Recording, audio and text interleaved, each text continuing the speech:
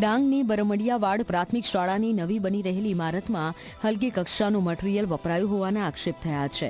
ગ્રામ્યજનોનો દાવો છે કે કોન્ટ્રાક્ટર નબળી ગુણવત્તાની વસ્તુઓને બાંધકામમાં ઉપયોગ કરી રહ્યો છે.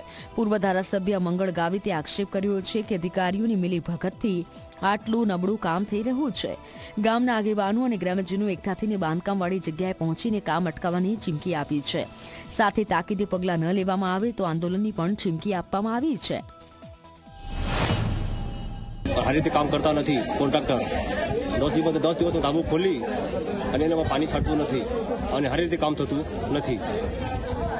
સરકારને વિનંતી છે કે આ કામ પર ધ્યાન આપો. તો અધિકારીએ અને સરકારે ત્યાં તાત્કાલિક જઈને છે તો એની ચકાસણી કરીને લાગતા વળગતા કોન્ટ્રાક્ટરોને કે અધિકારીઓને તાત્કાલિક અસરથી છે તો એમને છે તો પગલાં લેવા જોઈએ અને જરૂર જણાય જો ખરાબ કામ હોય તો કોન્ટ્રાક્ટરને બ્લેક લિસ્ટમાં નાખવા જોઈએ.